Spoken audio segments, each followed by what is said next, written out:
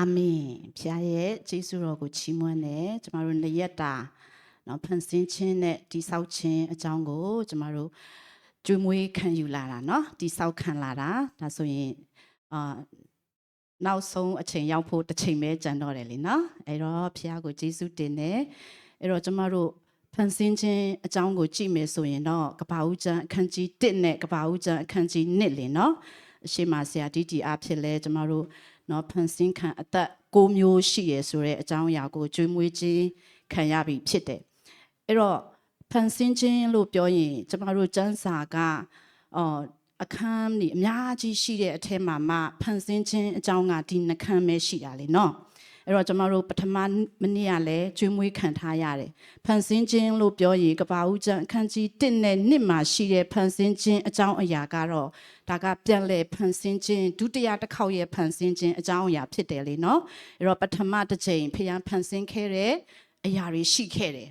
အဲ့တော့ပထမတစ်ချိန်ဖန်ဆင်းခဲ့တဲ့အရာတွေကလေနော်ပို့ပြီးတော့မှညံ့တယ်ပို့ပြီးတော့မှနော်ဖြစ်စီဆိုတဲ့အရာကခဏချင်းတွင်မှဖြစ်လာပြီးတော့မှအဲ့ဒီပထမတစ်ချိန်ထဲမှာဖန်ဆင်းခံရတဲ့တတ္တဝါတွေကလည်းအခုနဆရာတီတီပြတဲ့အကောင်တွေထက်အစပေါင်းများစွာပိုကြီးတယ်နော်အဲ့တော့ဒုတိယတစ်ချိန်ဖခင်ရဲ့ဖန်ဆင်းခြင်းကိုပြန်ကြည့်တဲ့အခါမှာ9ရက်တာဖခင်ကအချိန်ယူတယ်တဲ့နော်အချိန်ကိုလည်းပြန်ယူသလို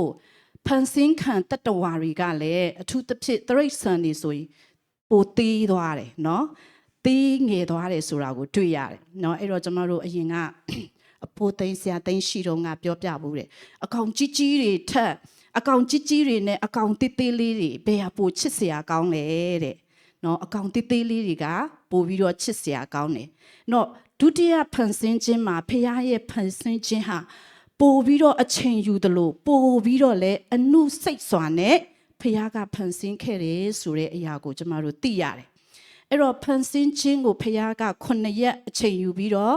ကပ္ပဦးကျမ်း1နှစ်နှခမ်းမှာပဲရှိခဲ့ပေမဲ့လည်းတိဆောက်ခြင်းရဲ့အကြောင်းအရာနောက်တနည်းနဲ့ဆိုရွေးနှုတ်ခြင်းရဲ့အကြောင်းအရာကတော့ကျမ်းစာတလျှောက်လုံးမှာဖခင်ကအချိန်ယူခဲ့တာဖြစ်တယ်နှစ်ပေါင်းများစွာကိုဖခင်က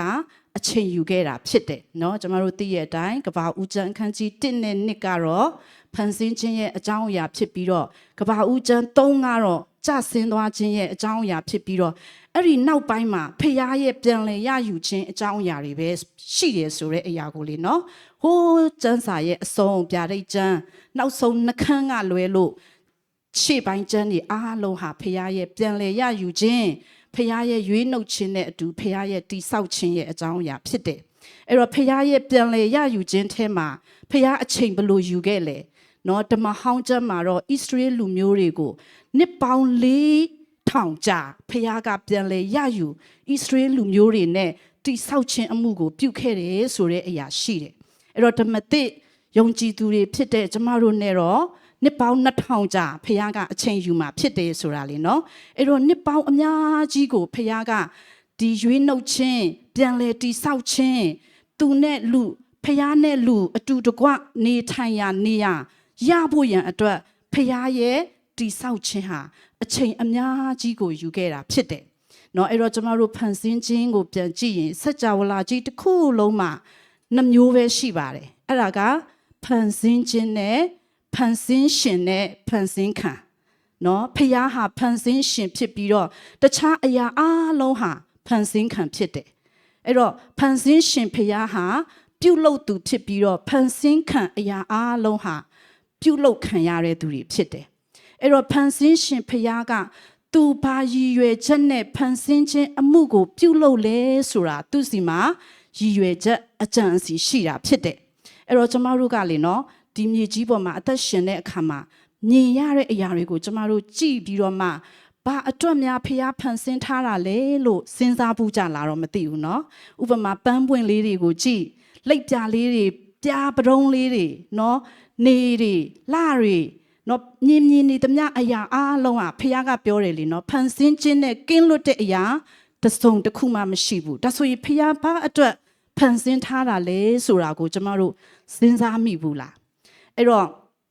ဒီတဘာဝပတ်ဝန်းကျင်ထိမ့်သိမ့်တဲ့သူတွေကတော့သူတို့သိတယ်နော်ဖျားမပါပေမဲ့ဖန်ဆင်းရှင်ဖျားအကြောင်းမပါရင်နောက်မှဖန်ဆင်းခံအရာအလုံးဟာလေပတ်ပြီးတော့မှအကျိုးပြုနေကြတယ်ဆိုတဲ့အရာကိုသူတို့သိတယ်ဥပမာတောတစ်တော်ကြီးဆိုရင်လေနော်တချို့ဒီတောတွေကိုမြေကြီးအများကြီးနဲ့တစ်ပင်တွေအများကြီးကိုတောလိုမျိုးပိုင်ဆိုင်ထားတဲ့သူတွေရှိတယ်သူတို့ဆိုရင်လေကြနေတဲ့တိရွက်တွေကိုလဲသိမ့်ပြီးတော့မီးရှို့တာသူတို့မကြိုက်ဘူးသူတို့ရဲ့တောထဲမှာအဲ့ဒီတိရွက်တွေကိုအဲ့ဒီအတိုင်းပဲကြထားစီတယ်နော်အဲ့တော့တစ်ပင်ကြလာတဲ့တိရွက်အဲ့ဒီတောထဲမှာရှိတဲ့အကောင်တွေအဲ့တော့မီးလောင်ပြီးဆိုရင်အဲ့ဒီတောကအရန်ကိုတမိုးရှိတဲ့တောတွေဟာဖျက်ဆီးခြင်းခံရတယ်အကောင်တွေလည်းနော်တရိတ်ဆန်အကောင်တွေလည်းပျက်စီးသေချေသွားရတယ်အဲ့တော့ဒီတဘာဝထိမ့်သိမ့်တဘာဝပတ်ဝန်းကျင်ကိုထိမ့်သိမ့်တဲ့သူတွေကနောက်တစ်ခုသူတို့စီမှာဘာရည်ရွယ်ချက်ရှိလဲဆိုရင်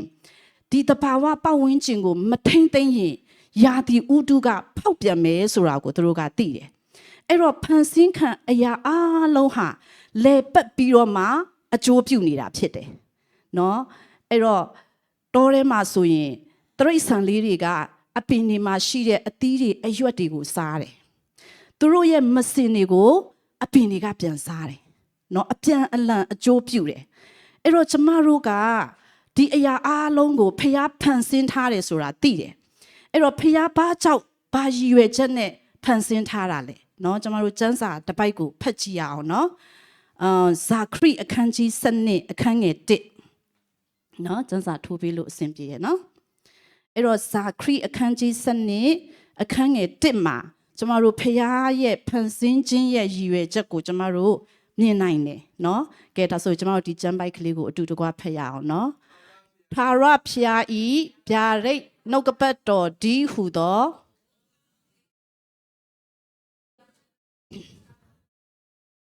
လူအထဲ၌လူဤဝိညာဉ်ကိုဖန်ဆင်းတော်မူသောထာဝရဘုရားသည်ဣသရေလအမျိုးကိုရည်မှတ်၍မိန့်တော်မူသည်ကားတဲ့အဲ့တော့ကျမ်းစာကိုကျွန်တော်တို့ဒီတိုင်းဖတ်သွားတဲ့အခါမှာဘာအကြောင်းပြောတာလဲဣသရေလလူမျိုးတွေကိုပြောတာတော့သိတယ်မိုးကောင်းကင်ပါတယ်မြေကြီးတိုက်မြစ်ပါတယ်လူအထဲ၌ဝိညာဉ်ကိုပါတယ်နော်အဲ့တော့ဒီကျမ်းစာလေးရဲ့အနက်အဓိပ္ပာယ်ကိုကျွန်တော်တို့ဆင်ခြင်ကြည့်ရအောင်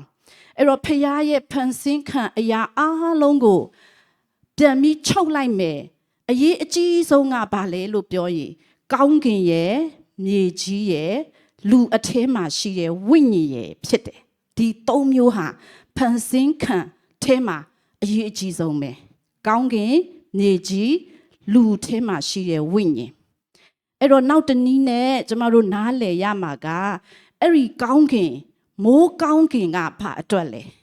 မိုးကောင်းကင်ဆိုတာမြေကြီးအတွက်ဖြစ်တယ်မြေကြီးကကောင်းကင်ရဲ့ကျေးဇူးပြုခြင်းကိုခံဖို့လိုတယ်ကောင်းကင်ရဲ့မိုးရွာပေးခြင်းကောင်းကင်ရဲ့နေတာပေးခြင်းကိုမြေကြီးကလိုအပ်တယ်ဒီအရာတွေမှမရှိရင်မြေကြီးဟာမခံနိုင်ဘူးမြေကြီးဟာနော်အသက်ရှင်လို့မရအောင်ကောင်းကင်မှမရှိရင်မြေကြီးအသက်ရှင်လို့မရအောင်အဲ့တော့မြေကြီးကရောဘာအတွက်လဲဒီမှာဆိုအစဉ်လိုက်လေးတွေ့ရတယ်မြေကြီးဟာလူအတွက်ဖြစ်တယ်လူအတွက်ဖြစ်တယ်နော်ဖခင်ဟာအရှိရက်တွေမှာကျမတို့ကြားခဲ့တယ်လူကိုမဖန်ဆင်းခင်ထဲကလူလိုအပ်သမျှအရာခတ်သိမ်းကိုဖခင်ကဖန်ဆင်းထားတာဖြစ်တယ်တဲ့ဒီနေ့မြေကြီးပေါ်မှာမြေကြီးနဲ့တကွမြေကြီးပေါ်မှာရှိသမျှအရာခတ်သိမ်းဟာလူအတွက်ဖခင်ဖန်ဆင်းထားတာဖြစ်တယ်အဲ့ဒီလူကိုလည်းဖခင်ကဘာနဲ့ဖန်ဆင်းထားလဲဝိညာဉ်ပါလျက်ဖန်ဆင်းထားတယ်လူမှာဝိညာဉ်ရှိတယ်အဲ့ဒီဝိညာဉ်ဟာဘာအတွက်လဲကျမတို့သိတဲ့အတိုင်းဖခင်လာနေဖို့နေရာဖြစ်တယ်ဖခင်နဲ့တန်တူပြီးဖခင်ကိုအဖြစ်ခံလိုက်တဲ့အခါမှာလူရဲ့ဝိညာဉ်နဲ့ဖခင်ရဲ့ဝိညာဉ်ဖခင်နဲ့လူဟာမျိုးတူတဲ့အတွက်လူရဲ့ဝိညာဉ်ဟာဖခင်ကိုအဖြစ်ခံရင်အံဝင်ခွင်ကြဖြစ်သွားတာဖြစ်တယ်ဖခင်ဟာတခြားနေရာတွေမှာနေလို့မရဘူးလားရပါတယ်နော်ဖခင်နေလို့ရတယ်နေရာတိုင်းမှာဒါပေမဲ့တခြားနေရာတွေတခြားဖန်ဆင်းခံတွေဟာဖခင်ရဲ့တဒံမဟုတ်တဲ့အတွက်ဖခင်နဲ့အံဝင်ခွင်ကြမဖြစ်ဘူးဖခင်နဲ့အံဝင်ခွင်ကြဖြစ်တာလူရဲ့ဝိညာဉ်ဖြစ်တယ်နော်ဒါကြောင့်မလို့ ကောင်းကင်ဟာမြေကြီးအတွက်မြေကြီးအဖို့မြေကြီးဟာလူဝိညာဉ်ပါတဲ့လူအဖို့ဖြစ်တယ်လူဟာရောဘသူအဖို့လဲဖျားအဖို့ဖြစ်တယ်နော်အဲ့တော့ဒီကျမ်းစာလေးကိုကျမတို့ပြန်ပြီးတော့ဆင်ခြင်တဲ့အခါမှာဖျားကလေနော်သူဖန်ဆင်းခံအရာသူဖန်ဆင်းထားတဲ့အရာအားလုံးကိုဓာတ်ရိုက်သူကမထိတွေ့ဘူးကောင်းကင်ကိုသူဓာတ်ရိုက်မထိတွေ့ဘူးမြေကြီးကိုဓာတ်ရိုက်မထိတွေ့ဘူးဘယ်အားဖြစ်ပဲထိတွေ့လဲလူအထဲကနေပဲသူကထိတွေ့ဖို့ရည်ရွယ်ဖန်ဆင်းထားတာဖြစ်တယ်လူအထဲကနေပဲတခြားဖန်ဆင်းခံအားလုံးကိုအုပ်ဆိုးဖို့ထင်ရှားဖို့ထိတွေ့ဖို့ဖျားဟာအဲ့ဒီလိုရည်ရွယ်ဖန်ဆင်းထားတာဖြစ်တယ်ဒါဆိုရင်တခြားဖန်ဆင်းခံအားလုံးကလည်းဖျားကိုထိတွေ့မယ်ဆိုရင်လူအားဖြစ်ပဲထိတွေ့လို့ရတယ်အဲ့တော့လူဟာဖျားဖန်ဆင်းတဲ့ဖန်ဆင်းခံအရာအားလုံးမှာအမြင့်ဆုံးနဲ့အဓိကအကျဆုံးဖြစ်တယ်ဒါကြောင့်ဖျားဟာဖန်ဆင်းခံအားလုံးတခြားအရာတွေကိုတွယ်ဝိုက်လာပြီးတော့မှလူအားဖြစ်ထိတွေ့ခံတယ်ဆိုတာကိုကျွန်တော်တို့နားလည်ရတယ်ဒါဖျားရဲ့ရည်ရွယ်ချက်ဖြစ်တယ်ဒါပေမဲ့အဲ့ဒီလူ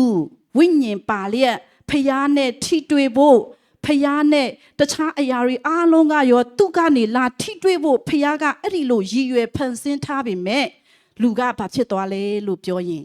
ကြဆင်းသွားတယ်ဖျားရဲ့ရည်ရွယ်ချက်ကနေလွဲချော်သွားတယ်နော်ဖျားရဲ့အဲ့ဒီလိုထိတွေ့ခြင်းနဲ့အနေအထားကနေလူဟာရွေ့လျော့သွားတယ်ဆိုတာကိုတွေ့ရတယ်အဲ့တော့ဘလို့ပုံစံနဲ့ရွေ့လျော့လဲဖျားကိုအဖြစ်ခံရမယ်ထဲ့ဝင်ခံရမယ်လူဟာနတ်ဆိုးစာရန်ကိုထဲ့ဝင်ခံပြီးတော့နတ်ဆိုးစာရန်ကလူအဖြစ်တခြားဖန်ဆင်းခံတွေကိုထိတွေ့တော့တာ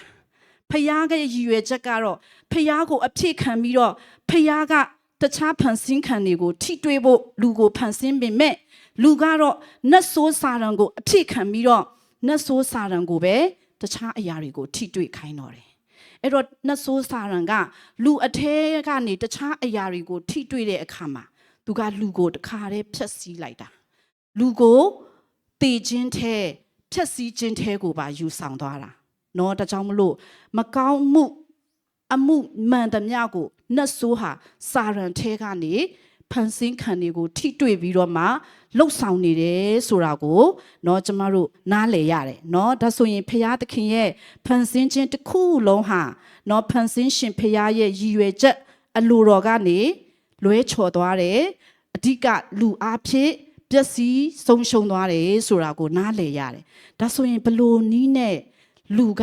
နတ်ဆိုးစာရန်ကိုနေရာပေးလိုက်တာလေသူ့အထဲကိုထည့်ဝင်လိုက်တာလေလို့ပြောရင်စားခြင်းအဖြစ်ဖြစ်တယ်နော်အဲ့တော့ကဘာဦးကျမ်းထဲမှာကျမတို့မြင်ရတယ်ဥယျာဉ်ထဲမှာမြင်ရတယ်စားခြင်းဆိုတဲ့အကြောင်းအရာဖြစ်တယ်အဲ့တော့နတ်ဆိုးစာရန်ကဖျားစားစီခြင်းတဲ့အရာကိုမစားဘဲနဲ့နတ်ဆိုးကစားပါလို့ပြောတဲ့အရာကိုသွားစားလိုက်တဲ့အခါမှာနတ်ဆိုးနဲ့သူနဲ့ဟာတလုံးတဝတည်းဖြစ်ပြီးတော့မှနော်လူဟာနတ်ဆိုးနေရာနတ်ဆိုးနေထိုင်ရာအိမ်နတ်ဆိုးတိဆောက်ပြီးတော့နေထိုင်လို့ရတဲ့နေရာဖြစ်သွားတယ်အဲ့တော့ဒီစားခြင်းနဲ့ပတ်သက်ပြီးတော့မှနော်ကျမအထဲမှာဥပမာလေးတွေရှိတယ်ဒါပေမဲ့ကျမကစဉ်းစားတယ်ဒီဥပမာကိုပေးရင်ကောင်းမလားမပေးရင်ကောင်းမလားဆိုတော့လေဘာဖြစ်လို့လဲဆိုတော့နည်းနည်းအနှုတ်လက္ခဏာဆိုင်တဲ့ဥပမာဖြစ်တယ်ဘာကြောင့်လဲဆိုရင်ကျမအကြောင်းပါပဲနော်အဲ့တော့ကျမကအရင်ကဆိုအရင်စိတ်ကောက်တတ်တာနော်တခြားသူတွေကိုမဟုတ်ပါဘူးကိုယောက်ျားကိုကောက်တာအခုတော့မဟုတ်နော်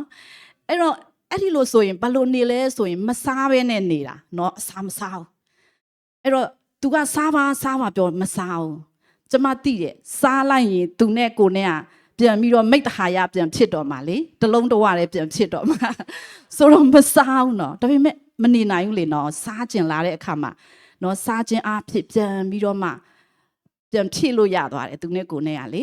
အဲ့တော့နောက်ပိုင်းအခုကျတော့ကျမပြန်ခံရတဲ့အလဲဖြစ်တယ်နော်ကျမသားကမစားဘူးနော်စိတ်ကောက်တယ်အဲ့တော့ကျမလည်းနေတယ်တင်းပြီးတော့မှကျမသူ့ကိုသွားပြန်ပြီးတော့ချော့တယ်စကားပြောတယ် तू လုံးဝမပြောဘူးနော်ဘာဖြစ်ချင်းလဲဘာဖြစ်တာလဲ तू မပြောဘူးအဲ့နဲ့သူ့ကိုပြောတယ်စားရအောင်တခုခုနော် ပထမသူမစားပါဘူးနောက်ပိုင်းမနေနိုင်ဘူးကဲစားပြီးတဲ့အခါမှာအတူတူစားရင်းနဲ့စားပြီးတော့ပိုက်ပြေးလာတဲ့အခါမှာသူစကားပြန်ပြောလာနော်အဲ့တော့စားခြင်းကဘာဖြစ်စေလဲလို့ပြောရင်တလုံးတဝတယ်ဖြစ်စေတယ်စားသုံးတဲ့သူနဲ့နော်ကျွေးတဲ့သူနဲ့တလုံးတဝတယ်ဖြစ်စေတယ်အဲ့တော့ကျမတို့ဆိုအရင်ကဒီကျမတို့နေတဲ့နေရာမှာမြို့မှာအမိုက်ပုံကြီးရှိတယ်အမိုက်ပုံရှိတယ်နော်အမိုက်ပုံဆိုတဲ့နေရာမျိုးကအယက်နံတဲ့နေရာမျိုးဖြစ်တယ်အဲ့တော့အဲ့ဒီမှာဧဝံဂေလိသွားလှုပ်တယ်နော်အဲ့ဒီမှာရှိရယုံကြည်သူအိမ်တွေကိုသွားလဲနှုတ်ကပတ်တော်ဝင်ငှတဲ့အခါမှာသူတို့ကတခုခုကျွေးတာနော်နောက်ပိုင်းတော့ပထမပိုင်းမှာလက်ဖက်တုပ်လေးကျွေးတယ်အသီးအနှံလေးကျွေးတယ်နောက်ပိုင်းကျတော့ထမင်းမှာချက်ကျွေးတာအဲ့တော့အနှံကလည်းအယက်နံနေတာနော်ထမင်းစားဖို့ရင်ကောင်တွေကလည်းအများကြီးပဲအဲ့တော့ကိုကမစားဘူးလို့ညင်းလို့မရဘူးလေနော်စားရတယ်အထမင်းစားလိုက်တဲ့အခါမှာသူတို့အယံကျေနပ်တယ်နော်သူတို့ပိုးပြီးတော့မှကိုနဲ့ယဉ်နီးမှုရတယ်လို့သူတို့ခံစားရတယ်အဲ့တော့ကျမတို့မြန်မာလူမျိုးတွေကိုအနောက်တိုင်းကနေပြီးတော့လာသာသနာပြုတဲ့ဆရာတွေရှိတယ်နော် mission team တွေရှိတယ်သူတို့ကမလာခင်တည်းကပါတင်လာလဲဆိုရင်အရှိရောက်ရင်စားနော်ဟိုမှာသူတို့ကိုယ့်ရဲ့လူမျိုးကိုယ့်ရဲ့အစားနဲ့မတူပါဘူးဒါပေမဲ့အရှိမစားဆိုတော့သူတို့ကစားပြီးတာနော်ကိုချက်ကျွေးတဲ့အရာတွေကိုနော်မစားဘူးတဲ့အရာတွေလည်းသူတို့ကစားတယ်နောက်ဆုံးအဲ့ဒီနိုင်ငံသားတွေကဘလောက်အထိနော်ဖြစ်သွားလဲဆိုရင်ကရင်เจ้าနေရှိတယ်လေနော်သူတို့ကအဲ့ဒီမှာသွားပြီးတော့မှဆက်ကတ်တဲ့အခါမှာကုန်းနေပါစားတော့တာနော်ပါစက်တွေနီးရဲနေရပဲနိုင်ငံသားတွေဘလောက်အထိတလုံးတဝဖြစ်သွားလဲဆိုတာလေနော်အဲ့တော့စားခြင်းကတလုံးတဝဖြစ်စေတယ်ဒီနေ့နတ်ဆိုးကစားပါလို့ပြောတဲ့အရာကိုကျမတို့စားလိုက်ခြင်းအဖြစ်ကျမတို့ ਨੇ နတ်ဆိုးစာရန်တွေကတလုံးတဝတယ်ဖြစ်သွားတယ်နောက်တနည်းနဲ့ကျမတို့စားလိုက်ခြင်းအဖြစ်နတ်ဆိုးစာရန်ကကျမတို့ရဲ့အထဲမှာနေလို့ရသွားတယ်သူနေထိုင်ရနေရအိမ်ကိုအခိုင်အမာနဲ့လာတီဆောက်လို့ရသွားတယ်ကျမတို့ရဲ့ခန္ဓာကိုယ်ဟာနတ်ဆိုးနေထိုင်ရအိမ်အသွေးအသားဖြစ်သွားတယ်မသေးမချင်းတော့ကျမတို့အထဲကနေသူမထွက်တော့ယုံကြည်သူတယောက်ဖြစ်လင်ကစားသူဟာကျမတို့အထဲမှာဆက်နေလို့ရနေသေးတယ်နတ်ဆိုးကျမတို့အထဲကနေဘယ်အချိန်မှထွက်သွားမလဲလို့ပြောရင်သေမှထွက်သွားမှာသေမှကျမတို့ရဲ့အသွေးအသားခန္ဓာသေမှပဲသူဟာကျမတို့အထဲကနေထွက်သွားမယ်ဘာကြောင့်လဲကျမတို့စားခဲ့မိတဲ့အတွက်ဖြစ်တယ်သူကျွေးတဲ့အစာကိုစားခဲ့မိတဲ့အတွက်သူနေထိုင်ရာသူနဲ့တလုံးတဝကျမတို့ကဖြစ်သွားတာဖြစ်တယ်ဒါဆိုရင်စားခြင်းအဖြစ်နတ်ဆိုးနေထိုင်ရာနတ်ဆိုးတိဆောက်ရာနေရာဖြစ်သွားတဲ့ကျမတို့ကဖခင်ကလည်းကျမတို့ကိုအရင်တည်းကစားခြင်းအဖြစ်သူဝင်ရောက်နေထိုင်လာဖို့ဖခင်ကပြင်ဆင်ပြီးသားပဲလေနော်ဒါဆိုရင်ဖခင်ကကျမတို့အထဲကိုပြန်ပြီးတော့နေရာယူလာဖို့နော်ကျမတို့ရဲ့အထဲမှာပြန်ဝင်ရောက်လာဖို့ဆိုရင်ဖခင်ကလည်းအစာအဖြစ်နဲ့ရှိရတယ်နော်အစာအဖြစ်နဲ့သူ့ကိုယ်သူပြင်ဆင်ရတယ်ဒါကြောင့်မလို့သခင်ယေရှုကပြောတယ်လေငါဟာမှုတ်ဖြစ်တယ်အစာဖြစ်တယ်ငါ့ကိုစားပါငါ့ကိုစားတဲ့သူဟာငါအားဖြင့်အသက်ရှင်လိမ့်မယ်နော်အဲ့တော့ကောင်းကင်ကကြလာတဲ့မှုတ်ဖြစ်တယ်အစာဖြစ်တယ်ဒါကြောင့်အရှိဘိုင်းမှာဆရာတီတီအားဖြင့်အစာအကြောင်းကျမတို့ကြားအစာချင်းအကြောင်းကျမတို့ကြားရတယ်လေနော်အဲ့တော့ကျမတို့စားဖို့ဖျားနေထိုင်ရာနေရာပြန်ဖြစ်ဖို့ဖျားတီဆောက်လို့ရဖို့ဆိုရင်ကျမတို့ဟာစားဖို့လိုတယ်ဘသူကိုစားဖို့လိုလဲသခင်ဖျားကိုစားဖို့လိုတယ်သခင်ယေရှုခရစ်တော်ကိုစားဖို့လိုတယ်အဲ့တော့ယေရှုဟာကျမတို့အတွက်ဘလို့အစာမျိုးလဲယေရှုကိုကျမတို့ဘလို့စားမလဲယေရှုဟာကျမတို့အတွက်အစာဘလို့ဖြစ်လဲလို့သိဖို့ရန်အတွက်ကကျမတို့ကဓမ္မဟောင်းကျမ်းစီကိုပြန်သွားရတယ်နော်ဓမ္မဟောင်းကျမ်းဆိုတာကရုပ်ပုံကားချက်တစ်ခုအနေနဲ့အခုဓမ္မသစ်အချိန်ကာလမှာရှိတဲ့ကျမတို့အတွက်ဖျားသခင်ကိုကျမတို့မြင်ဖို့နားလည်ဖို့ရှင်းလင်းဖို့ဖျားထားတဲ့ရုပ်ပုံကားချက်ဖြစ်တယ်ကျမဆိုရင်ဓမ္မသစ်ကျမ်းထဲမှာရှိတဲ့အကြောင်းအရာတွေကိုဖတ်ရင်အဲ့ဒီလောက်ထိနားမလည်ဘူးပြန်ဝင်ငှဖို့အတွက်လည်းမရအောင် ဒါပေမဲ့ဓမ္မဟောင်းကျမ်းတွေကအကြောင်းအရာတွေဆိုရင်တော့အယံဖန်ရလွယ်တယ်နော်အယံမြင်ရလွယ်တယ်အယံနားလေရလွယ်တယ်ဒါကြောင့်ဖခင်ကကျမတို့ကိုဓမ္မဟောင်းကျမ်းကိုထားပေးတယ်ဓမ္မဟောင်းမှာရှိတဲ့ဣသရေလလူမျိုးတွေရဲ့တမိုင်းကြောင်းနဲ့အဖြစ်အပျက်ဟာကျမတို့သင်ခန်းစာယူဖို့ကျမတို့အတွက်ဖခင်ရဲ့အလေအလာတွေကိုပို့ပြီးနားလေဖို့ရန်အတွက်ဖခင်ထားပြီးတဲ့အရာဖြစ်တယ်ဒါဆိုရင်အခုကျမတို့စားခြင်းအကြောင်းနဲ့ပတ်သက်ပြီးတော့ခရစ်တော်ဟာကျမတို့ရဲ့စားစရာဖြစ်တယ်လို့ပြောရင်ခရစ်တော်ဟာကျမတို့အတွက်စားစရာဘလို့ဖြစ်လဲဆိုတဲ့အကြောင်းအရာကိုကျမတို့ဓမ္မဟောင်းကျမ်းထဲမှာပြန်သွားမှာဖြစ်တယ်အဲ့တော့ဓမ္မဟောင်းကျမ်းရဲ့ဒီဣသရေလလူမျိုးတွေဟာဖခင်ရဲ့လူမျိုးတော်ဖြစ်တယ်ဖခင်ရွေးကောက်ထားတဲ့ရွေးချယ်ထားတဲ့လူမျိုးဖြစ်တယ်လို့ဖခင်ရည်ရွယ်ပြီးတော့ဘာလုတ်ခိုင်းမလဲဆိုတာလဲရည်ရွယ်ချက်ရှိတယ်နော်အဲ့တော့ဣသရေလလူမျိုးတွေကိုဖခင်ကအီဂျစ်ပြည်ကနေခေါ်ထုတ်တောထဲမှာပို့ဆောင်ခါနာန်ပြည်ကိုရောက်စေတဲ့အခါမှာဖခင်သူတို့ကိုလုတ်ခိုင်းမဲ့နောက်ဆုံးပန်းတိုင်ဟာဗိမာန်တော်တည်ဆောက်ဖို့ဖြစ်တယ်သူတို့မမြင်ပါဘူးသူတို့ဘာကြောင့်ခေါ်ထုတ်ခံလာရတယ်သူတို့မသိဘူးသူတို့သိတဲ့အနည်းဆုံးအချက်ကကျွန်ဘဝကနေလွတ်မြောက်ဖို့နော်ကျွန်ခံတဲ့နေရာကနေလွတ်မြောက်ဖို့ကောင်းတဲ့မြေဖြစ်တဲ့ဖခင်ဂတိထားတဲ့နေရာရောက်ဖို့ဒါလောက်ပဲသိတယ်ဒါပေမဲ့ဖခင်ရဲ့ရည်ရွယ်ချက်ဟာအဲ့ဒီလောက်ပဲမဟုတ်ဖခင်ရဲ့ရည်ရွယ်ချက်ဟာအိမ်တော်တည်ဆောက်ဖို့ရန်အတွက်ဖြစ်တယ်ဒါကြောင့်သူတို့ကိုခေါ်ထုတ်တာအဲ့တော့ဒီအကြောင်းအရာကိုကျမတို့ပြန်ကြည့်ရင်အီဂျစ်ပြည်ကနေသူတို့စတင်ထွက်ခွာခံဒီမှာဖခင်ဟာပထမဦးဆုံးကြွေးတဲ့အစာရှိတယ်အဲ့ဒီအစာဟာပတ္တခါအစာဖြစ်တယ်နော်ကျမတို့ထွတ်မြောက်ရကျမ်းအခန်းကြီး7အငယ်1ကနေပြီးတော့6လောက်အထိကိုကျမတို့ဖတ်ရအောင်လေနော်ထာဝရဘုရားသည်အေဂတုပြည်၌မောရှေနှင့်အာယုန်တို့အားမိန့်တော်မူသည်ကဤလသည်တင်တို့၌လဦးဒီဟုသောနှစ်စဉ်တွင်ပထမလဖြစ်ရမည်တင်တို့သည်ဣသရေလအမျိုးပရိသတ်အပေါင်းတို့ကိုမာထားရသောစကားဟုမူကားဤလ10ရက်နေ့၌တင်တို့ရှိသမျှသည်မိမိအိမ်တော်အသီးသီးအတိုင်းတအိမ်တော်လေသို့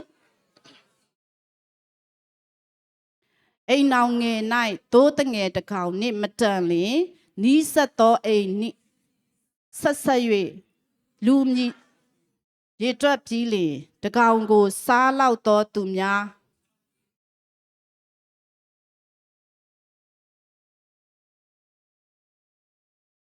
သင်တို့ယူသောအကောင်သည်အပြစ်မပါအခါလေသောအထီးဖြစ်ရမည်ထိုသို့တငယ်တို့ကိုထိုလ14ရက်တိုင်အောင်စောက်ထားပြီးမှညဦးအချိန်၌ဣသရေလအမျိုးအစည်းဝေးပရိသတ်အပေါင်းတို့သည်တက်ရကြမည်သို့တငယ်ဤအသားကိုစားရသောအိမ်၌အိမ်တကားတုံနှင့်တကတိုင်နှစ်ဖက်၌သို့တငယ်ဤအသွေးကိုယူ၍အသားကိုမိနစ်ကင်ပြီးမှထိုညတွင်ချင်းနှင့်တဆေးမပါသောမုတ်ခါသောဟင်းသည်ဟင်းရွက်နှင့်စားရမည်အသားစိမ့်သည်ဖြစ်စေရေနှင့်ပြုတ်သည်ဖြစ်စေမစားရခေါင်းခြေထောက်အသက်နှလုံးစသည်တို့နှင့်တကွာမိကင်ပြီးမှစားရမည်အာမင်နော်တကယ်တော့ဒီထွတ်မြောက်ရာကျမ်းခန်းကြီး7ဟာပတ္တခါအစာအကြောင်းကိုကျွေးမွေးထားတာဖြစ်တယ်အဲ့တော့ဒီပတ္တခါအစာကတကယ်တော့ခရစ်တော်ပဲဖြစ်ပါတယ်အဲ့တော့ဣသရေလလူမျိုးတွေဟာအီဂျစ်ပြည်ကနေစထွက်တဲ့အချိန်မှာဖခင်ဟာဒီအစာကိုစကျွေးတယ်အသားနဲ့ဆိုင်တဲ့အစာဖြစ်တယ်တကယ်တော့ဖန်ဆင်းစလူကလေအသားစားစရာမလိုဘူးအသီးအရွက်ပဲစားရတာဒါပေမဲ့ဖခင်ကနောအေးလက်ထက်ရောက်လာတဲ့အခါမှာနောအေးကိုအသားစားခွင့်ပြုလိုက်တယ်ကြဆင်းသွားတဲ့သူဟာအသားစားဖို့လိုသွားတယ်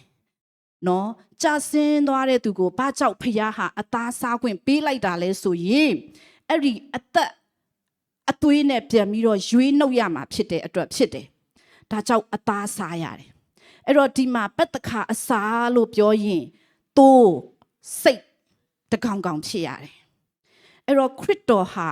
ကျမတို့ရဲ့ပတ္တခါအစာဖြစ်တဲ့အခါမှာသူဟာသိုးအနေနဲ့၎င်းစိတ်အနေနဲ့၎င်းအသေးခံခဲ့တာဖြစ်တယ်နော်ဒီအကြောင်းကိုတော့အများကြီးမပြောတော့ဘူး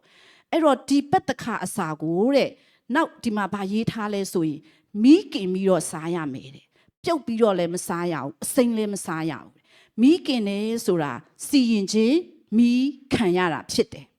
အဲ့တော့ခရစ်တော်ဟာစီရင်ခြင်းကိုခံခြင်းမိကိုဖျက်ခြင်းအဖြစ်ကျမတို့အတွက်စားစရာအစာဖြစ်လာတယ်ခရစ်တော်ကစီရင်ခြင်းကိုခံရတဲ့အခါမှာနော်ဒီစီရင်ခြင်းမိကိုဖျက်တဲ့အခါမှာသူဟာကျမတို့အတွက်စားစရာအစာဖြစ်လာတယ်ကဲဒီမှာပြန်ကြည့်ရင်နော်ဒီအစာကိုတော့အိမ်ထဲမှာစားရမယ်တဲ့ဒါပေမဲ့အိမ်တကားမှာတော့အသွေးကိုတုတ်ထားရမယ်အဲ့တော့အဲ့ဒီညမှာဖခင်ကပြုမဲ့နမိတ်လက္ခဏာရှိတယ်သူတို့ကိုထွက်စေမဲ့နမိတ်လက္ခဏာရှိတယ်အဲ့ဒီအိမ်တကားမှာတုတ်သွေးတုတ်ထားတာကိုမြင်ရင်စီရင်ခြင်းဟာကြော်သွားမှာဖြစ်တယ်တဲ့အိမ်ထဲမှာကအသားစားနေရတယ်အိမ်အပြင်မှာကဘာရှိလဲစီရင်ခြင်းရှိတယ်ဖခင်ရဲ့စီရင်ခြင်းရှိတယ်ဒီနေ့ကျမတို့ဖခင်ရဲ့အိမ်တော်ထဲမှာခရစ်တော်ကိုစားသုံးနေကြတာဖြစ်တယ်အိမ်အပြင်မှာစီရင်ခြင်းရှိတာဖြစ်တယ်နော်အေးနဲ့မိသားစုကိုပြန်ကြည့်ရင်လေတင်မောထဲမှာသူတို့ဟာနေရတယ်တင်မောရဲ့အပြင်မှာစီရင်ခြင်းရှိတယ်နော်ဒီတင်မောဟာလေခရစ်တော်ကိုပုံဆောင်ပြီးတော့မှနော်တင်မောကိုတုတ်ထားတဲ့ဆေးဟာခရစ်တော်ရဲ့အသွေးတော်ကိုပုံဆောင်တယ်ဒီနေ့ကျမတို့ကိုဖခင်ဟာပတ္တခါအစာအနေနဲ့နော်သခင်ဖခင်ဟာကြွလာခဲ့တာဖြစ်တယ်အဲ့တော့ဒီမှာဆက်ကြည့်ရင်အငယ်16မှာလေနော်အငယ်16လေးကိုပြန်ဖတ်ရအောင်နော်အငယ်16လေးကိုဖတ်ရအောင်နော်တခန်းလုံးတော့မသွားတော့ဘဲနဲ့ပထမနေ့၌၎င်း9ရက်နေ့၌၎င်း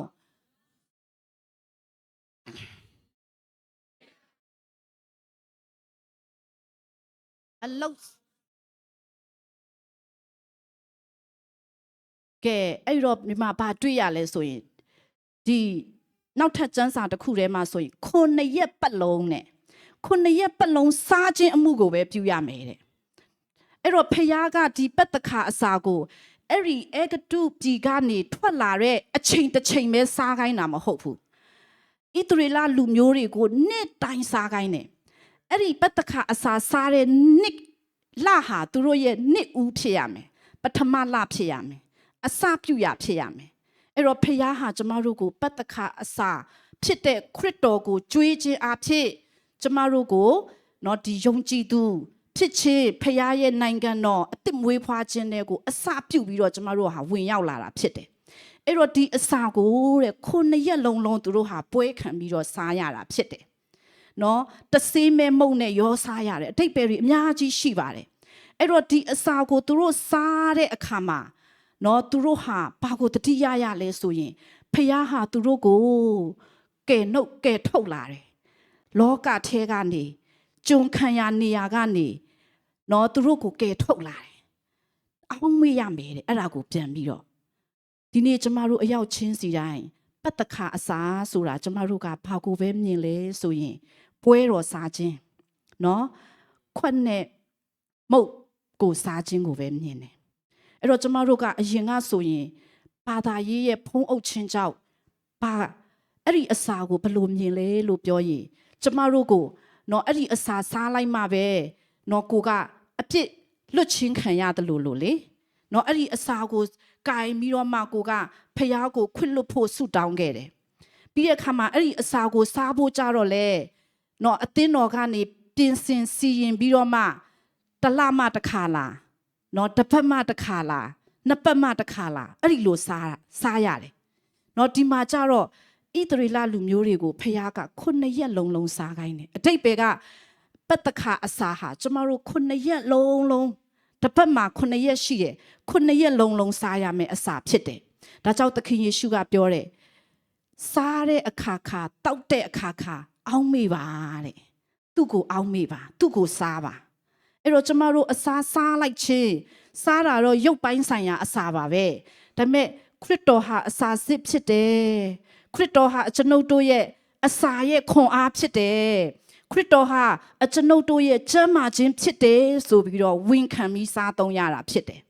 ။နော်ကျမတို့ကိုဖခင်ဟာပတ္တခါအစာနဲ့စတင်ပြီးတော့ကြွေးမွေးပါတယ်။ဒီပတ္တခါအစာကိုလည်းနေ့တိုင်းစားစေတယ်။အဲ့တော့တချို့နော်ကျမ ဒီတလုံးမှာပဲညီမလေးတယောက်ကကျမကိုအနာကပ်ပြီးတော့လာပြောတယ်အဲ့ဒီနေ့ကလည်းပွဲတော်စားတဲ့နေ့ဆိုတော့လေသူကအပြစ်ရှိတယ်တဲ့နော်အပြစ်လုပ်ထားတယ်အဲ့တော့သူ့ကိုဒီအစာနဲ့ထိုက်တန်ရဲ့လားတဲ့သူကလာပြောတယ်အဲ့နဲ့ကျမသူ့ကိုပြောလိုက်တယ်အပြစ်လုပ်လေပိုစားရလေပဲလို့ဒီအစာကအပြစ်ခွင့်လွတ်ခြင်းအတွက်ဖျားပြင်ဆင်ထားတဲ့ဒီပတ္တခါအစာကအပြစ်များလေပိုစားရလေပိုထိတွေ့ရလေပဲအဲ့တော့ကျမတို့ခရိယန်တွေကနော်အပြစ်လုပ်ပြီးဆိုရင်ဖျားเจ้าမသွားရတော့ဘူးအပြစ်လုပ်ပြီးဆိုရင်စုမတောင်းတော့ဘူးဆိုတော့ဖျားနဲ့ပိုဝေးသွားတယ်တကယ်လို့အပြစ်လုပ်လေဖျားနဲ့ပိုဖတ်တွယ်ပြီးတော့နီးကပ်မှုကိုပိုယူရလေဖြစ်တယ်အာမင်အဲ့တော့ဖျားဟာကျမတို့အတွက်ပတ္တခါအစာပြင်ဆင်ပေးတယ်စီရင်ခံခြင်းအဖြစ်ခရစ်တော်ဟာကျမတို့ရဲ့ပတ္တခါအစာဖြစ်လာတယ်ဆိုတာကိုနားလည်ရတယ်ဒုတိယကဘာအစာလဲလို့ပြောရင်မာနမုတ်ဖြစ်တယ်နော်တော၌စားရတဲ့မာနမုတ်ဖြစ်တယ်နော်ဒီအကြောင်းအရာကိုကျမတို့ဘယ်မှာတွေ့ရလဲဆိုရင်ထွတ်မြောက်ရာ16ထဲမှာတွေ့ရတယ်ထွတ်မြောက်ရာ16ထဲမှာဒီမာနမုတ်နဲ့ဆိုင်တဲ့အကြောင်းကိုပြောထားတယ်နော်အဲ့တော့ထွတ်မြောက်ရာ16သွားရအောင်နော်အခန်းငယ်1နဲ့2လောက်ကိုဖတ်ရအောင်မာနမုတ်နဲ့ပတ်သက်ပြီးတော့နော်ချိတ်မိအောင်လို့လေနော်တဖန်ဣသရေလအမျိုးသားပရိသတ်အပေါင်းတို့သည်အေလိန်အယက်မှထွက်၍ခရီးသွားကြ၏အေဂတုပြည်မှထွက်ခွာသောနောက်ဒုတိယလအေလိန်အယက်နှင့်တိနာတောင်ကြားတိန်တော်သို့ရောက်ကြ၏နှစ်မှာထိုတော၌ဣသရေလငါတို့သည်အေဂတုပြည်၌အမဲသားချက်သောအိုးကေနာမှထိုင်၍ဝါစွာစားရသောအခါတာ၍ကောင်း၏ယခုမူကားဤစည်းဝေးလျက်ရှိသောလူအပေါင်းတို့ကိုငတ်မှုခြင်းအဖြစ်တက်လို့သောငါဤတောအရက်သို့ဆောင်ခဲ့ပြီလောမောရှေနှင့်အာယုန်ကိုအပြစ်တင်၍ညီတန်းလျက်ဆိုကြ၏ကဲဣသရေလလူမျိုးတွေကဖျားကဲထုတ်လို့တော့သူတို့ထွက်လာပါပြီတောထဲမှာရောက်လာတာ2လအတွင်းပဲရှိသေးတယ်နော်သူတို့ညီးတွားခြင်းကိုပြုလာတယ်သူတို့ဘာအတွက်ညီးတွားတာလဲအီဂျစ်ပြည်မှာအေဂတုပြည်မှာရှိတဲ့အစာကိုပြန်စားခြင်းလို့သူတို့ညီးတွားတာထွက်ချင်တော့ကလည်းသူတို့ပဲနော်ဖျားကိုအော်ပြီးတော့မှဆူတောင်းကြတာအခုကျတော့ငါတို့အဲ့ဒီမှာပြန်နေရတာအဲ့ဒီကအစာတွေကိုသူတို့ပြန်တန်းတာတယ်ကဲတကယ်ပြန်စဉ်းစားရင်အေဂတုပြည်မှာအေဂတုအစာကိုသူတို့စားပြီးတော့သူတို့ဘာကိုစောက်ရလဲလို့ပြောရင်ဖာရောဘုရင်အေဂတုနေထိုင်ရာအဆောက်အဦတွေကိုသူတို့စောက်ရတာသူတို့ရုပ်ထုနဲ့ဆိုင်တဲ့အရာတွေကိုသူတို့စောက်လုပ်ရတာဒါကြောင့်မလို့မောရှေနဲ့အာယုန်ဘုရင်ကိုသွားပြောတဲ့အခါမှာနော်ပြီးထွက်ပါလို့ပြောတော့အယံစိတ်ဆိုးတာသူတို့ကိုနော်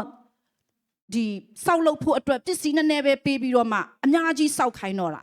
နော်စောက်လုပ်เสียပစ္စည်းတွေကိုသူတို့ကိုကိုယ်တိုင်ရှာခိုင်းပြီးတော့မှလေအဆောက်အဦတော့မပြတ်ဆောက်ရမယ်ဆိုတော့သူတို့ဂျုံခံရတာ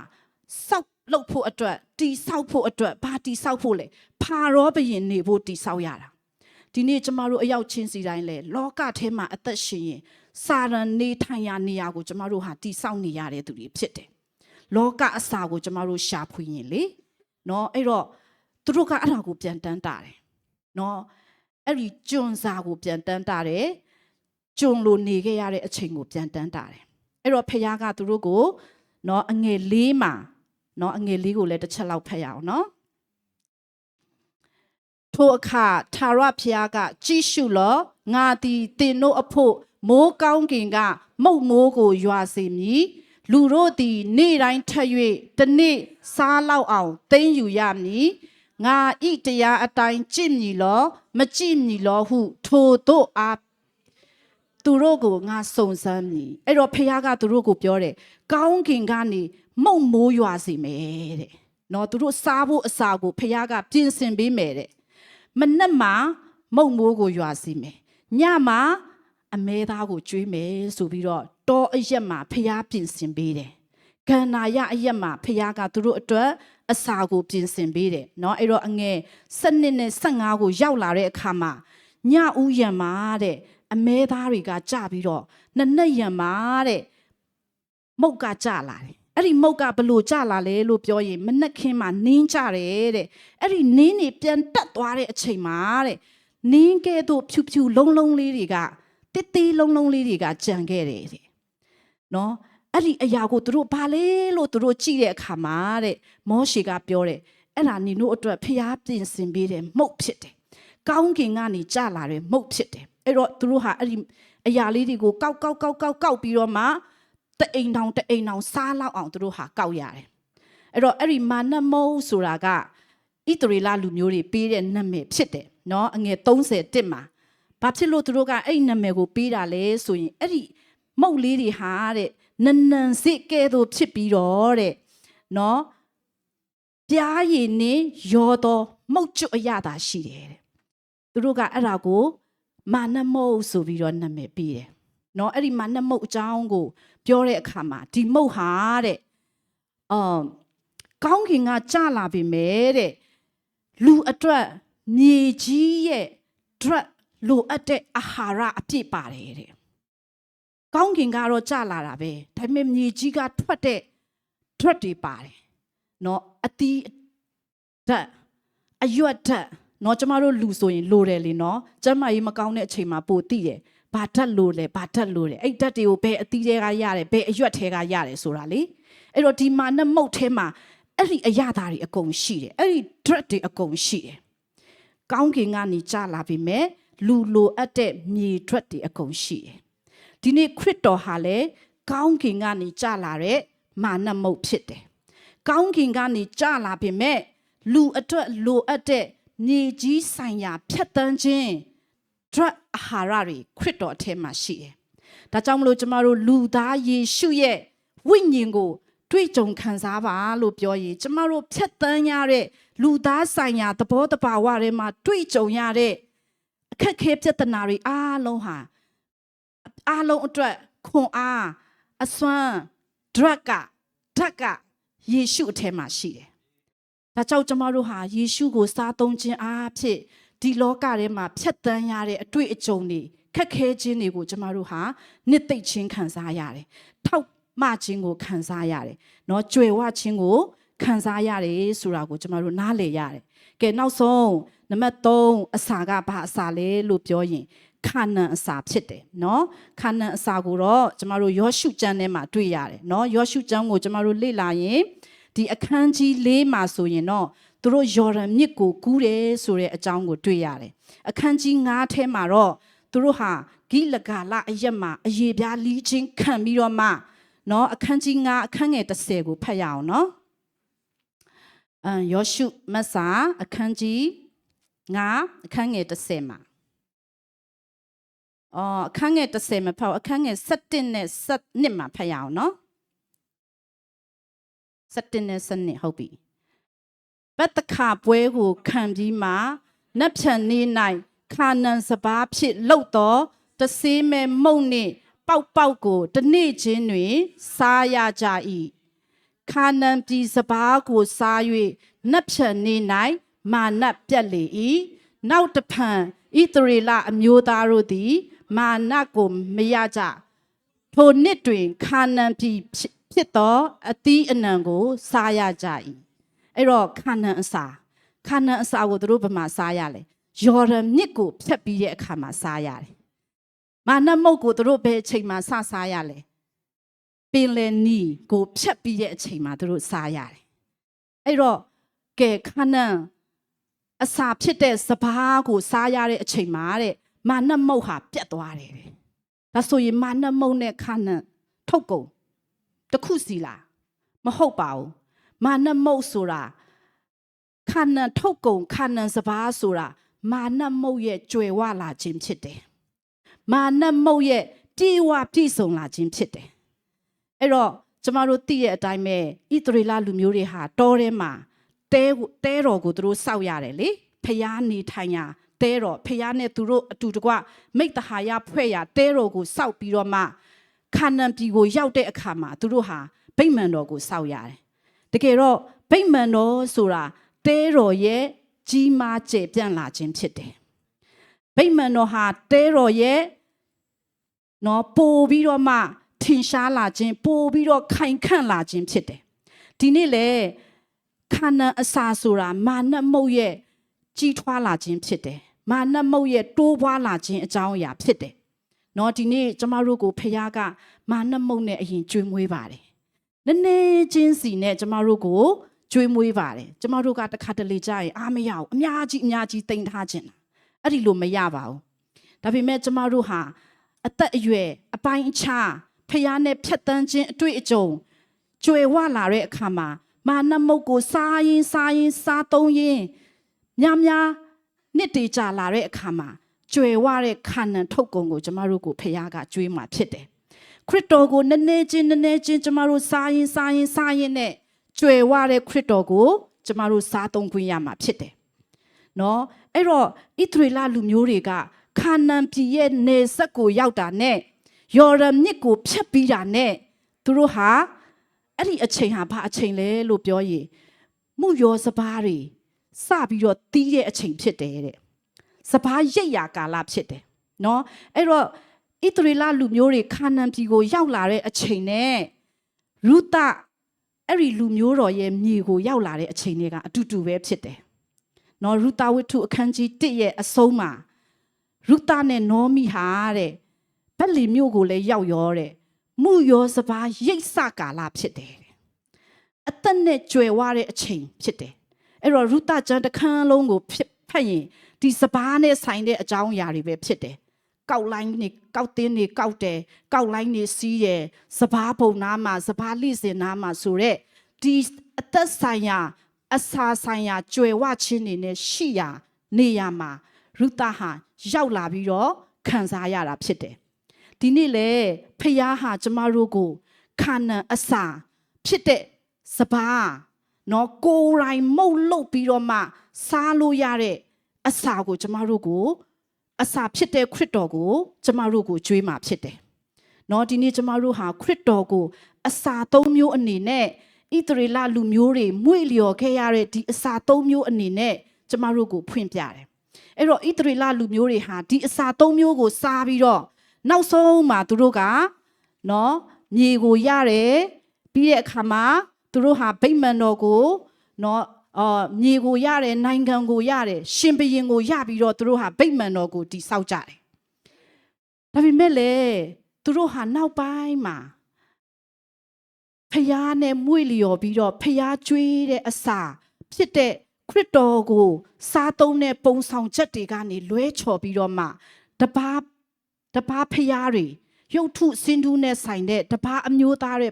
တို့ရဲ့ဖျားတွေကိုယူဆောင်လာပြီးတော့အဲ့ဒီရုပ်ထုရှိမှပူဇော်တဲ့အစာတွေကိုသူတို့စားပြီးတော့မှအစာမားသွားတဲ့အခါမှာဖျားဟာသူတို့ကိုအထက်အနီးတတိပေးပြီးမဲ့သူတို့ဟာနားမထောင်တဲ့အတွက်နောက်ဆုံးမှာသူတို့ဟာဖျားနေထိုင်ရာနေရာလဲပျောက်တယ်နိုင်ငံလဲပျောက်တယ်လူမျိုးတွေလဲတကွဲတပြားစီနဲ့နော်ရောက်ကုန်ကြတယ်ဆိုတာကိုတွေ့ရတယ်နော်ဒီအရာဟာကျမတို့အတွက်သင်ခန်းစာဖြစ်တယ်ဒီနေ့ကျမတို့ခရစ်တော်ဆိုတဲ့အစာကိုစားမှခရစ်တော်ဆိုတဲ့အစာစစ်ကိုစားမှပဲကျမတို့ဟာဖျားနေထိုင်ရာအိမ်တော်ဖြစ်တဲ့အသင်းတော်ကိုကျမတို့ဟာတည်ဆောက်နိုင်မှာဖြစ်တယ်အစာမရင်ကျမတို့မဆောက်နိုင်ဘူးနော်ဖျားနေထိုင်ရာနေရာကိုကျမတို့မဆောက်နိုင်ဘူးအစာမှန်မှပဲကျမတို့ဟာဖျားနေထိုင်ရာနေရာကိုစောင့်နိုင်မှာဖြစ်တယ်အဲ့တော့ခရစ်တော်ဟာအစာအဖြစ်နဲ့ကျမတို့ကိုနေ့တိုင်းပတ္တခါအစာအနေနဲ့ရောနော်မာနအစာအနေနဲ့ရောခါနန်ထုတ်ကုန်စပားတွေရဲ့အစာအနေနဲ့ရောကျမတို့ကိုကျွေးမွေးနေတယ်အသားဓာတ်နော်အသီးဓာတ်အရွက်ဓာတ်ဒီလိုအပ်တဲ့ဓာတ်တွေအားလုံးကိုကျမတို့ကိုဖြည့်ပေးနေတယ်ကျမတို့စားသုံးဖို့လိုတာဖြစ်တယ်အဲ့တော့စားသုံးခြင်းအဖြစ်ဖျားနေထိုင်ရာနေရာကိုတိဆောက်ရုံမကဘူးနော်ဒီတိဆောက်ခြင်းထဲမှာဘာရှိလဲလို့ပြောရင်သူကတိုက်ခိုက်ခြင်းလည်းရှိတယ်နော်တစ်ဖက်မှာကျမတို့ဟာဖျားနေထိုင်ရာနေရာကိုတိဆောက်ရတယ်လို့တစ်ဖက်မှာဖျားရဲ့ရန်သူဖြစ်တဲ့ နတ်ဆိုးစာရန်ကိုလည်းတိုက်ခိုက်ရတာဖြစ်တယ်ဒါကြောင့်နော်ဒီနောက်ပိုင်း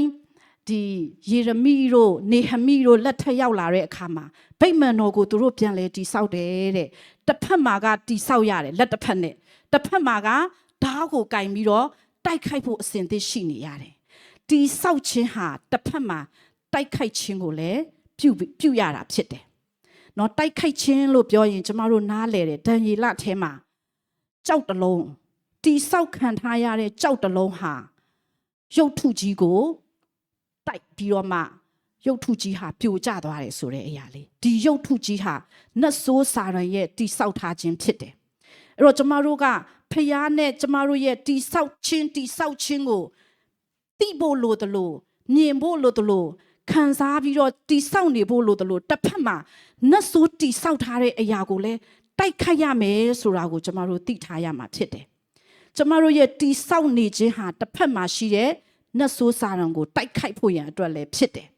အဲ့တော့ဒီကြောက်တလုံးကိုကျမတို့သိတယ်အဲ့တော့ကျမကလေနော်ဒီအရာကိုပြန်ပြီးတော့ဆင်ခြင်တဲ့အခါမှာလေဒီဟိုးညစ်ကြီးနားသွားတော့ကဒီမုတ်တလုံးမုတ်တပြားကိုလည်းပြန်ပြီးတော့တတိရတယ်နော်အဲ့ဒါကတရားသူကြီးမတ်စာအခန်းကြီး9ထဲမှာရှိတဲ့ဂိတောင်ရဲ့အကြောင်းအရာဖြစ်တယ်နော်ဒီအကြောင်းအရာလေးနဲ့အဆုံးသတ်ခြင်းနဲ့တရားသူကြီးအခန်းကြီး9အခန်းငယ်73နဲ့15ကိုနော်ဖတ်ဖို့ဖြစ်တယ်နော်အာမင်ဂိတောင်သည်ရောက်လာသောအခါလူတယောက်သည်မိမိမြင်မှတ်သောအိမ်မက်ကိုမိမိအပေါင်းအဖော်အားပြန်ပြောသည်မှာငါမြင်မှုရောမုတ်တပြားသည်မိရန်တက်သေးသို့လက်၍တဲတဆောင်ကိုတွေ့လေတိုက်ခိုက်မောက်လံဖြိုချလေ၏ဟုဆိုသောထိုအိမ်မက်နှင့်အိမ်မက်အနက်ကိုဂိတောင်သည်ကြားသောအခါကိုးကွယ်၍ဣသရေလတပ်သို့ပြန်ပြီးလင်ထကြထာဝရဘုရားသည်မိရန်ဘိုချေတို့ကိုသင်တို့လက်၌အတော်မူမည်ဟုဆို၏အဲ့တော့ဂိတောင်လက်ထက်မှာမိရန်လူမျိုးတွေကဣသရေလလူမျိုးကိုဝိုင်းထားတာဘလောက်တောင်များလဲဆိုရင်တဲလုံးနဲ့အမျှများတယ်တဲ့အဲ့တော့ဒီလူမျိုးကိုတိုက်ဖို့ဂိတောင်ကလည်းအရင်တည်းကကြောက်တတ်တဲ့သူဖြစ်တယ်နော်အဲ့တော့ဖခင်ကသူ့ကိုတဆင်ပြီးတဆင်ဆွဲခေါ်လာပြီးတော့မှနောက်ဆုံးတိုက်ဖို့ဒီစစ်မျက်နှာပြင်ကိုရောက်တဲ့အခါမှာလူကနည်းနည်းလေးပဲကြံတော့လာအဲ့တော့သူတို့အထဲမှာကြောက်ရွံ့နေမှာပဲဖြစ်တယ်ဒါပေမဲ့အဲ့ဒီမှာလူတယောက်ကအိမ်မက်မှတ်တယ်သူမြင်မှတ်တဲ့အိမ်မက်ထဲမှာမူရောမုံနဲ့လှုပ်ထားတဲ့မုတ်တပြားတဲ့နော်ဒီမုတ်တပြားဟာသူ့ရဲ့အိမ်မက်နဲ့ဒံယေလထဲမှာရှိတဲ့အိမ်မက်နဲ့ကဆင်းတယ်နော်ကြောက်တလုံးဟိုထဲမှာကဒီမှာကမုတ်တပြားတဲ့ဒီမုတ်တပြားဟာကြည်ကြောက်တလုံးကရုပ်ထုကြီးကိုတိုက်သွားတာကတဘာဝကျသေးတယ်လေအခုကမုတ်တပြားကစစ်တက်ကြီးတက်လုံးကိုတိုက်တော့မှာအဲ့တော့ဒီမုတ်တပြားကတဲ့လိတ်ပြီးတော့မှမိရန်လူမျိုးတွေမိရန်စစ်တက်ရဲ့တဲတဆောင်ကိုသွားတိုက်တာအဲ့တဲကပြိုသွားတယ်အဲ့ဒီအိမ်မက်ကိုလည်းကြားရောဂိတောင်ကအယံအားရှိသွားတာနော်သူစိတ်ချမှုရှိသွားတယ်ဖခင်ဟာမိရန်ပိုချီကိုငါတို့လက်မှာအပ်မယ်ဒါကြောင့်ထကြဆိုပြီးတော့မှနော်သူ့ထဲမှာရဲရင်ချင်းရှိသွားတယ်အဲ့တော့ဒီနေ့အဲ့ဒီမုတ်တပြားဆိုတာကဒီနေ့ဖခင်သခင်ကျမတို့ကိုဖွင့်ပြနေတဲ့နော်ကျွေးမွေးခြင်းခံထားရတဲ့မုတ်တပြားဖြစ်ပါတယ်ဖခင်ကျွေးမွေးနေတဲ့ခရစ်တော်ကိုစားသုံးနေတဲ့ကျမတို့ပဲဖြစ်ပါတယ်နော်ဒီနေ့ကျမတို့ဆိုသွားတဲ့သခြင်းထဲမှာနော်မုတ်တလုံးအဖြစ်နဲ့ဖခင်ဟာကျမတို့ကိုရယူနေတယ်ဆိုတဲ့အဲ့ဒီသခြင်းထဲမှာလေအဲ့တော့အဲ့ဒီမုတ်တလုံးဟာတိဆောက်ခံနေတာဖြစ်တယ်ဘာအားဖြစ်လဲစားသုံးခြင်းအားဖြစ်တိဆောက်ခံနေတယ်တိဆောက်ခံရင်းနဲ့မှအဲ့ဒီမုတ်တလုံးအဲ့ဒီမုတ်တပြားဟာရန်သူကိုလည်းတိုက်ခိုက်ဖို့ဖြစ်တယ်